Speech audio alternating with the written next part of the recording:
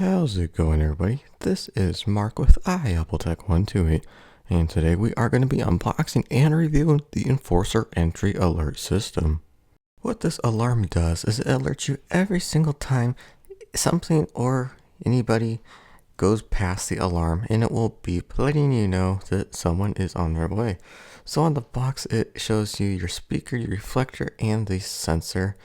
On the side it shows the exact same information.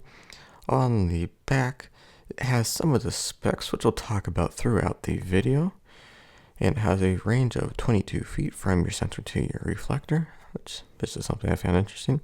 On the other side is the exact same as on the top side.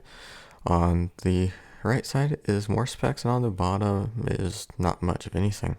Pulling up the lid and taking a look at the contents inside, we first get a setup and user manual. It's pretty simple to set up, which I'll show you a little bit later in this video. You don't really need this user manual because it's pretty simple to do. Next, we've got a bracket, which will connect something to your wall. I can't really tell right now which one that will be. I believe that would either be the reflector or the speaker. Next is another bracket. This one right here will connect your sensor to the wall, and we have a third bracket which will connect your remaining part. We also get some hardware that we can use to map everything to our wall. And then we've got a mystery box. So with all that pushed off to the side, we're going to go ahead and take a look at that little white box. And all it looks like right now is just going to be your power cable. This will connect to your speaker, and it has a distance or a length of 6 feet. Heading back over to the main contents of the box. Next, we got a white reflector, which will also interact with your sensor.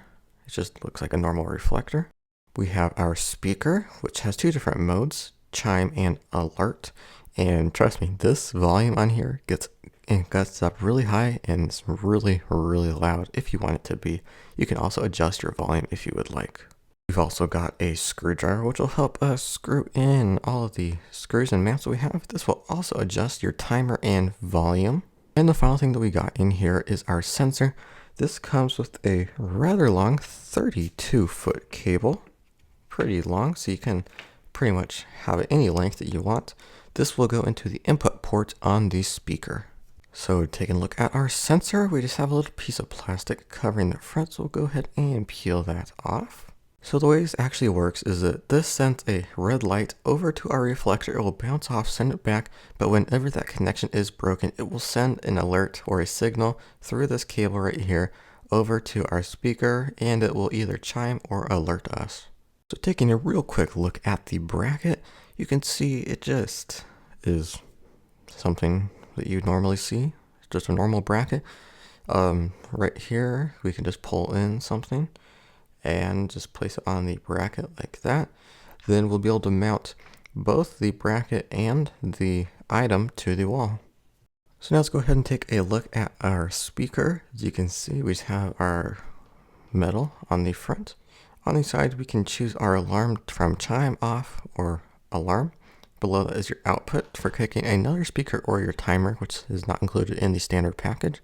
We have our timer knob, but that doesn't matter because we're not having a timer. We can also adjust the volume by using the screwdriver, so you can choose how loud or quiet you want the volume to be, which is a really, really neat feature. And like I said earlier, the volume gets really loud on this. On the opposite side, we have our power port as well as input, which is what the sensor will connect to. Setup of the actual system was fairly easy. All you had to do first was just go ahead and plug your power brick into a wall outlet. Not much there. Then we went ahead and plugged in power. Then we took our sensor with its cable and plugged it into the output right below the power cable. So as for wiring, that is pretty much it. So now with everything plugged in, we can go ahead and go up to our sensor. So it comes with a bracket. Not very pleased with the bracket. There's just something with it where if you connect it to the wall, it's pretty hard to connect it to your actual sensor. And if you connect it to the sensor, it's pretty hard to connect it to the wall. Just keep that in mind. As you can see, I use tape just because you have to drill everything in and I have to return this. So here's the actual reflector. And again, not much going on, it's just a normal thing you would find on your bicycle. It also comes with a bracket too. This one is not very hard to connect. And as you can see, I used tape just because I didn't really want to drill holes into my wall. So all you have to do to really align everything is just go ahead and turn on your power. And I'm just setting this to chime mode. And then all you have to do is get this lined up with this just enough so that the red sensor is lined up. So this may take a little bit of moving around to find the perfect position, but when you do find the perfect position, the red light will stay illuminated. So there are two different modes to this alarm. The first one that we have set right here is chime, and whenever anything crosses its path, such as a door, the alarm goes off and we just get a single chime. When something stays in its way, the light does go off, but it turns back on when something removes and it can reconnects with the reflector. Now there's another mode called alarm, and what this one does is it keeps making noise until you physically turn the alarm off and then turn it back on. And here's what it sounds like.